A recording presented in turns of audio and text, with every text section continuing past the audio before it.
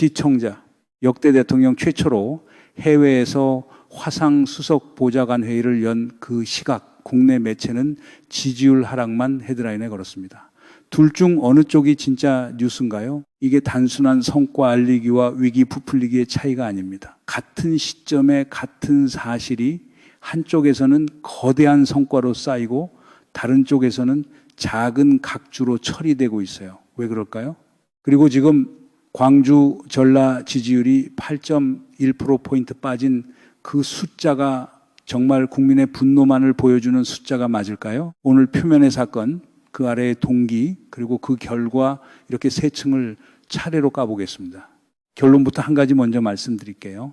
이번 주 가장 안 보도된 숫자는 GNI 9.2%도 아니고 명목 GDP 10.5%도 아닙니다. 한국 대통령이 역대 최초로 해외에서 화상수보회의를 열었다는 그 사실 자체예요. 왜 안 보도됐는지가 진짜 본론입니다. 지상파 구시 뉴스만 보고 계시면 이 그림이 안 보입니다. 여러분 잘 보세요.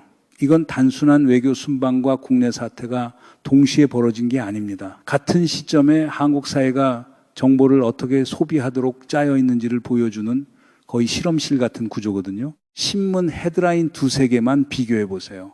한쪽 신문 일면에는 교황 만남 성공, 다른 신문 일면에는 지지율 51.5% 4주 연속 하락. 같은 시점, 같은 대통령, 완전히 다른 그림이 그려지고 있어요. 한쪽은 일주일치 외교 성과가 줄줄이 쏟아지는 그림, 다른 쪽은 일주일 내내 위기가 깊어지는 그림.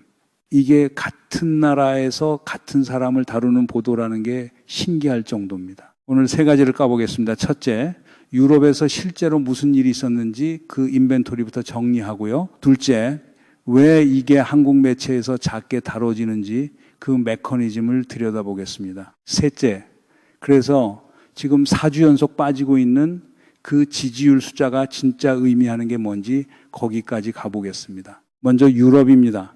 6월 10일 브뤼셀에서 제11차 EU 정상회담이 열렸습니다. 코스타 EU 정상회의 상임의장 폰데어 라이엔 집행위원장과 직접 마주 앉았습니다. 채택된 게 한 EU 경쟁력 파트너십 그리고 고위급 경제대화입니다. 반도체 공동연구, 규제 완화, 탄소 국경 조정제도, 철강 수입 쿼터 협력까지 합의됐습니다. AI 협력 문건도 체결됐고 데이터 보호와 AI 거버넌스 공제도 합의했습니다. 그리고 이게 핵심인데 한국 대통령으로서 8년 만에 EU 양자 방문입니다. 8년 만이에요? 세계 최대 무역 블록에 8년 만에 한국 대통령이 직접 발을 디딘 겁니다. 지금 EU가 추진 중인 탄소 국경 조정제도 그리고 철강 수입 쿼터 이거 한국 수출 기업한테는 그냥 규제가 아닙니다. 진입 장벽이 새로 생기는 사건입니다. 그걸 정상 차원에서 직접 이해 제기하고 협력 채널을 깐 겁니다. 한번 짜놓으면 다음 분기 수출 통계에 그대로 반영되는 그 종류의 합의입니다.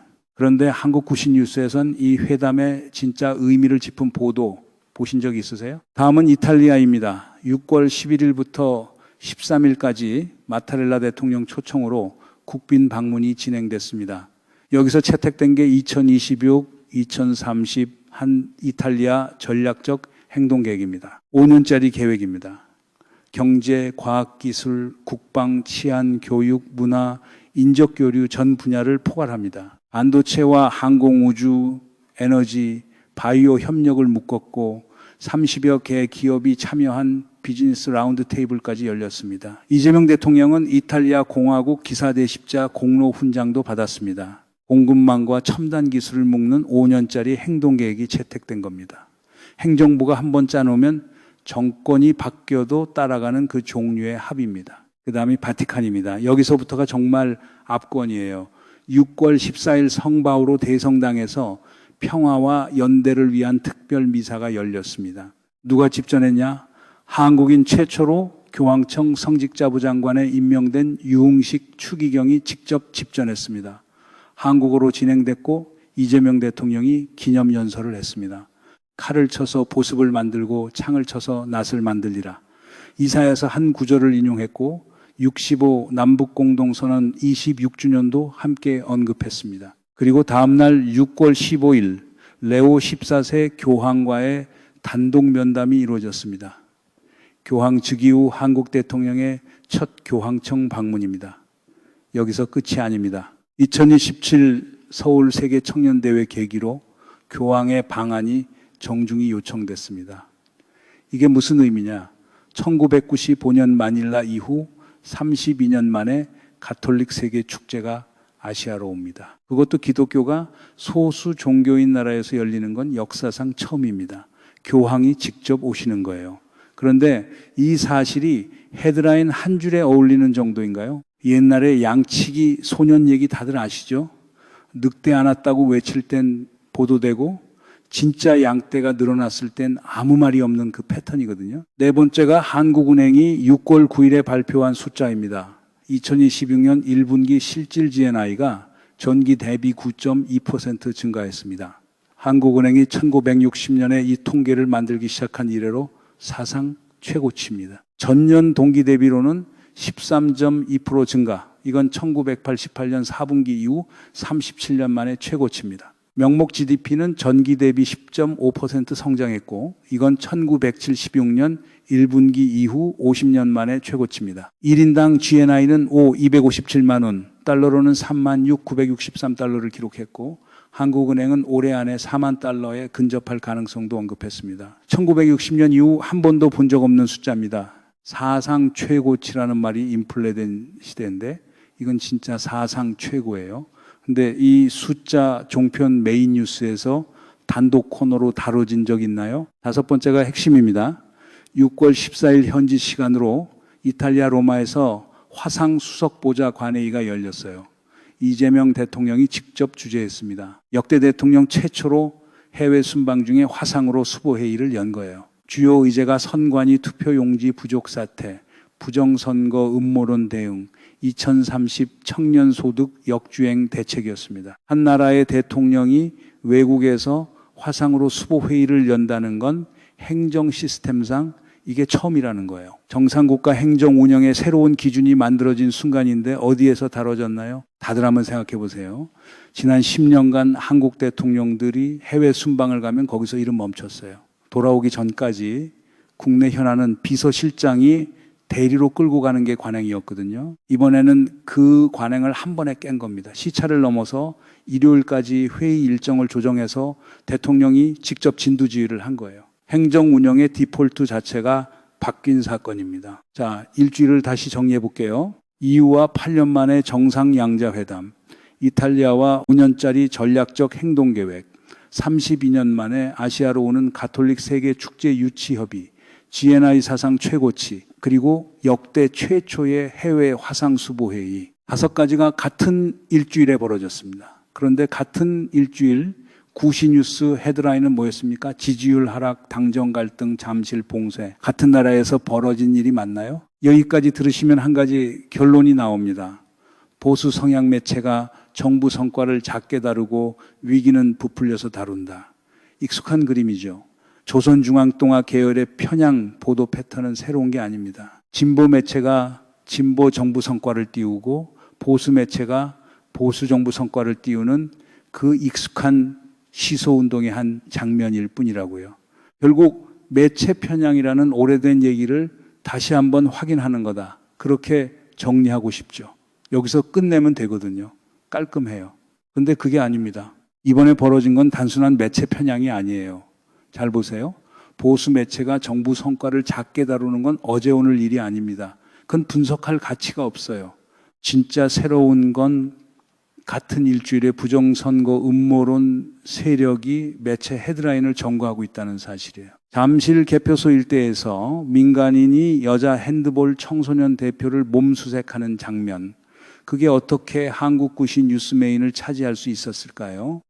같은 시간 EU 정상회담은 30초로 처리되는데 잠실 시위는 5분이 할애됩니다. 그 5분을 만들어준 게 보수 매체 혼자였을까요? 진짜 문제는 여기서부터예요. 매체 편향이 아니라 거짓을 진실인 척 키우는 네트워크가 매체와 별개로 작동하고 있다는 겁니다. 잠실에서 벌어진 그 시위, 한번 그 구도를 까봅시다. 경찰이 뻔히 지켜보는 앞에서 민간인이 청소년 대표 몸수색을 했어요. 공권력을 사칭하면서 검색이라는 이름의 위협을 시도한 겁니다. 이재명 대통령이 화상수보에서 이걸 반사회적 행태라고 규정한 이유가 거기 있어요. 단순 항의가 아니라 시스템 작동 자체를 막는 행위였거든요. 그런데 잘 보세요. 이 사람들이 외친 구호, 잠시를 봉쇄한 방식, 거기에 동원된 인원, 이걸 12.3 비상계엄 직후의 그 거리 풍경과 비교해 보세요. 사람이 같고 방식이 같고 메시지가 같습니다. 같은 시점에 같은 메시지가 세 군데서 나오는 게 우연이라고요? 한두 번이 아니거든요. 여러분이 뭔가 이상하다고 느꼈던 그 감각, 그게 정확했던 겁니다. 이건 새로운 분노가 아닙니다. 12.3 때 보던 그 그림자가 다시 옷만 갈아입고 나타난 거예요. 여기에 보수 주류 매체의 편집 결정이 결합됩니다. 같은 일주일 보도 비중을 한번 보세요. GNI 사상 최고는 일면 사이드, 잠실 시위는 일면 톱, 화상수보회의는 사회면 짧은 박스, 지지율 51.5%는 정치면 메인, 이탈리아 5년 전략적 행동 계획은 거의 없고 당정 갈등은 거의 매일. 이런 패턴 한두 번이 아닙니다. 매번 똑같아요. 정부 성과는 작게, 정부 부담은 크게. 이게 우연한 편집 판단입니까? 아니면 의도된 편집 판단입니까? 이게 말이 됩니까? 영화 베테랑에서 본 그 표정이에요. 이미 결과는 정해져 있고 절차만 거치는 그 모양새, 같은 사실에서 어떤 부분을 키울지 미리 정해놓은 것 같은 그 패턴이거든요. 여기에 세 번째 층이 붙어요. 극우 유튜브 생태계예요.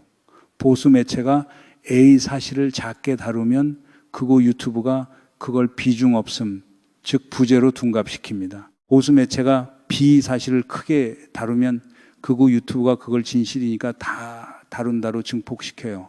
부정선거 음모론, 이거 매체 헤드라인이 아니라 유튜브 알고리즘이 키운 겁니다. 매체에서 유튜브로, 유튜브에서 댓글로, 댓글에서 카톡으로, 그리고 다시 매체로. 이 회로가 한번 돌고 나면 한 명이 잠실에서 핸드볼 청소년을 몸수색해도 국민의 정당한 분노로 포장됩니다. 거짓 자체가 핵심이 아니에요. 거짓을 진실로 옮겨주는 그 회로가 핵심입니다.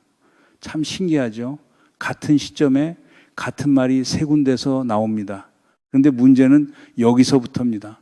매체가 편향됐다 정도로 끝낼 사안이면 사실 새로울 게 없어요. 진짜로 봐야 되는 건 이거예요. 12.3 비상계엄 시도 이후 책임 회피 인프라가 만들어졌다는 사실. 그 인프라가 이번에 작동한 거거든요.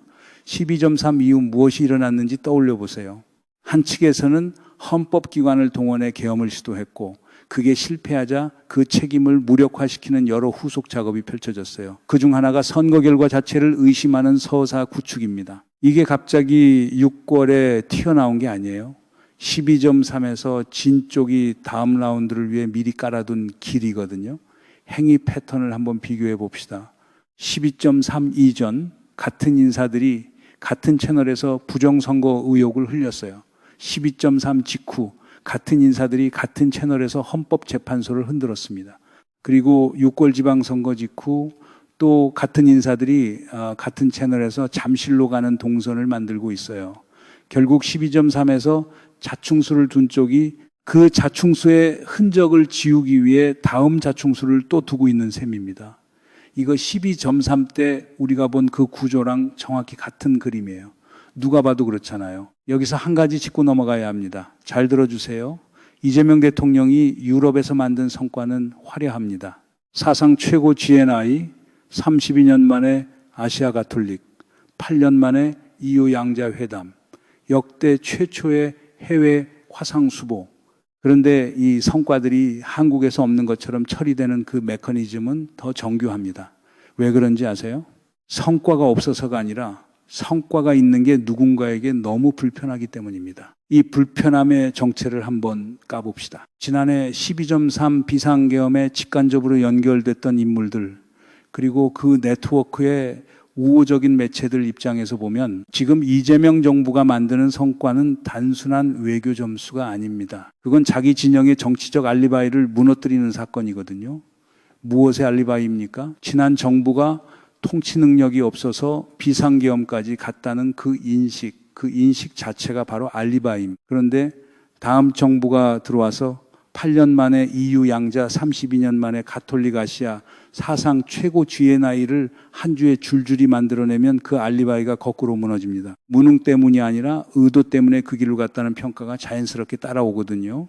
그래서 이 성과들이 작아져야 하는 겁니다. 작게 보도되는 게 아니라 작게 보도되어야만 하는 거예요. 한 줄로 정리할게요. 성과는 조용히, 위기는 시끄럽게. 그 비율이 바로 정치 권력의 무게 중심입니다. 이 비율이 비대칭일수록 권력이 그쪽으로 기울고 있다는 뜻이거든요. 호랑이와 곶감 얘기 다들 아시죠? 우는 아이가 곶감 준다는 말 한마디에 울음을 그쳐요. 호랑이가 와도 안 그치던 아이가 말이죠. 한국 사회는 지금 정확히 그 호랑이 그림자에 휘둘리고 있는 겁니다. 진짜 호랑이가 없는데 호랑이가 있다고 외치는 목소리에 GNI 9.2%가 묻혀버려요. 이 시점에 광주 전라 지지율이 8.1%포인트 빠진 그 숫자를 다시 봅시다. 8.1% 단순한 숫자가 아닙니다. 1980년대 그 시절 호남 분노의 단위, 1997년 외환위기 직후 호남 이탈의 단위, 2016년 박근혜 탄핵 직전 호남 결집의 단위, 호남에서 8% 단위로 움직임이 잡힌다는 건 한국 정치사에서 매번 큰 신호였어요. 그런데 이번엔 그 8.1%가 무엇 때문에 움직였느냐? 보수 매체는 당정 갈등이라고 말하고 극우 유튜브는 실정이라고 말합니다. 정작 호남 유권자들이 무엇을 보고 있는지는 아무도 묻지 않아요. 처음에 던진 질문 기억하시죠? 그게 지금 어떻게 보이는지 느껴지실 겁니다. 이제 숫자를 정확히 까볼게요. 리얼미터가 에너지경제신문 의뢰로 6월 8일부터 12일까지 전국 18세 이상 유권자 510시 보명을 대상으로 조사한 결과입니다. 이재명 대통령 국정수행 긍정평가가 51.5%, 전주보다 3.7%포인트 하락했어요. 4주 연속 하락입니다. 부정평가는 44.2%, 3.2%포인트 올랐어요. 권역별로 광주 전라가 76.6%로 8.1%포인트 하락, 낙폭이 가장 컸습니다.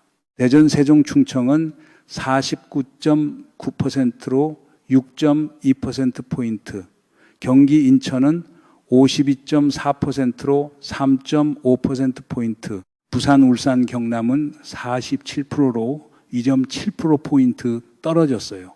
정당 지지도는 국민의힘 44.3%, 민주당 38%, 현 정부 들어 처음으로 오차범위 박역전입니다. 표본 오차는 95%, 신뢰 수준의 2%포인트, 응답률은 4.3%, 자세한 내용은 중앙선거 여론조사 심의위원회 홈페이지에서 확인 가능합니다. 숫자만 보면 명백한 하락이에요. 그런데 어디서 어떻게 누가 빠졌는지를 까보면 그림이 완전히 달라져요. 호남이 빠졌다는 게 돌아섰다는 의미가 아닙니다. 76.6%, 여전히 한국에서 가장 높은 대통령 지지율이에요. 다른 어떤 지역에서도 보기 힘든 숫자입니다. 8.1% 하락은 호남이 지금 점검 모드로 들어갔다는 신호예요. 이재명 정부가 12.3 이후 정리해야 할 의제들을 제대로 정리하고 있는지 그걸 묻고 있는 거거든요. 당정 갈등이라는 단어로 매체가 부르는 그 현상도 호남 입장에서는 단순한 갈등이 아니라 12.3 이후 청산이 늦어지는 데 대한 압박으로 익힙니다. 그 압박을 갈등으로 부르느냐 민주적 토론으로 부르느냐 그 차이가 엄청나게 큰 거예요. 또 하나가 20대입니다. 같은 조사에서 20대 국민의힘 지지율이 9.3%포인트 급등해서 59.1%를 찍었어요. 그런데 이재명 대통령에 대한 20대 긍정평가는 36.8%, 5%포인트 빠졌습니다. 산수가 맞지 않아요. 무당층이 통째로 국민의힘으로 이동한 게 아닙니다. 진짜 변수는 청년 소득 역주행이에요. 1분기 명목 GDP가 50년 만에 최고치를 찍는 와중에 2030세대 소득만 전 세대 중 유일하게 뒷걸음질 쳤거든요. 정부도 이걸 이미 감지했어요. 14일 화상수보회의에서 이재명 대통령이 청년정책 전담기구 설치 검토 가속화, 청년 예산 최우선 반영을 직접 지시했습니다. 위기를 감지한 시점이 위기가 보도된 시점보다 앞섰어요. 그런데 이게 보도되지 않는 이유는 다시 한번 같은 메커니즘입니다. 이 지지율 하락이 진짜 무서운 이유는 단기적이지 않을 수 있다는 거예요. 2027 대선까지 1년 9개월 남았는데 이 시점부터 어떤 매체 환경에서 어떤 정보가 어떻게 유통되는지가 매주 학습 데이터로 쌓이고 있어요. 지금이 그 학습이 시작된 분기점입니다. 잘 보세요. 보수 매체 입장에서는 지금부터 한 가지 공식을 시험하고 있어요. 정부 성과는 짧게 처리해도 시청자가 항의하지 않는다. 위기는 길게 처리해도 시청자가 의심하지 않는다. 이 공식이 한번 확립되면 2027까지 그 비율이 점점 더 비대칭해질 겁니다. 극우 유튜브 입장에서는 이번 잠실 시위가 일종의 베타 테스트예요. 어디까지 가도 사회적 제재가 안 들어오는지, 어디까지 가야 정부가 반사회적 행태라고 부르는지 그 경계선을 직접 확인한 겁니다. 그 데이터가 다음 라운드에서 어떻게 쓰일지가 진짜 문제거든요. 처음에 한 가지 질문을 던졌습니다. 대통령이 해외에서 화상수보를 처음 열었는데 한국 매체는 지지율 하락만 헤드라인에 걸었다. 둘 중 어느 쪽이 진짜 뉴스냐? 지금 이 시점에서 보이는 건 질문 자체가 틀렸다는 겁니다. 우리가 봐야 할 건 어느 쪽이 진짜 뉴스냐가 아닙니다. 한국 사회에서 무엇이 뉴스가 되고 무엇이 뉴스가 되지 않는지를 누가 결정하느냐? 그게 진짜 질문이거든요. 같은 일주일, 같은 대통령, 같은 사실이 한쪽에서는 역대급 성과 5가지로 쌓이고 다른 쪽에서는 4주 연속 하락으로 압축됩니다. 두 그림은 둘 다 사실입니다. 다만 두 그림이 한국 시민의 머릿속에 같은 비중으로 들어가지 못한다는 게 진짜 문제거든요. 그게 한국 민주주의가 12.3 이후 통과해야 할 진짜 시험입니다. 1987년 그 6월의 모습 떠올리시는 분들이 있을 겁니다. 그때도 시민들이 정보를 직접 모아서 거리에서 만났거든요. 매체가 빈자리를 시민이 채우던 그 그림이 지금도 어딘가에서 필요한 시점이에요. 역대급 잭팟이라는 단어 자체가 작아 보일 정도로 일주일에 벌어진 일은 컸습니다. 그런데 그 사실이 시민에게 닿지 못하는 그 거리가 지금 한국 사회의 가장 위험한 지표입니다. 마지막으로 한 가지만 더 짚고 마칠게요. 이재명 정부가 지금 마주한 진짜 시험은 지지율 회복이 아닙니다. 그건 결과 지표일 뿐이에요. 진짜 시험은 12.3 이후 다시 짜인 한국의 정보 환경에서 정부가 만든 성과를 시민에게 직접 닿게 하는 회로를 새로 만들 수 있느냐는 겁니다. 보수 매체에서 극우 유튜브로, 거기서 댓글로, 카톡으로 이어지는 그 회로가 한 방향으로 도는 동안 정부와 시민 사이엔 어떤 회로가 작동하고 있나요? 그 회로가 비어 있으면 9.2%라는 숫자도, 교황 방안도, 8년 만에 이유회담도 시민이 자기 일로 느낄 수가 없거든요. 다음 한 주가 그 회로의 첫 테스트일 겁니다. G7 정상회의 그리고 그 직후의 보도 비중 같이 추적해 봐야겠어요. 이 흐름이 어디로 가는지 같이 보고 싶으시면 구독 그리고 알림 설정 부탁드립니다. 다음 영상에서 G7 결과와 한국 매체의 보도 비중을 같이 분석해 보겠습니다. 좋아요는 큰 힘이 됩니다. 오늘 영상 여기서 마치겠습니다. 여러분들 이 사안을 어떻게 생각하십니까? 여러분들의 견해를 댓글로 많이 남겨주시기 바랍니다. 감사합니다.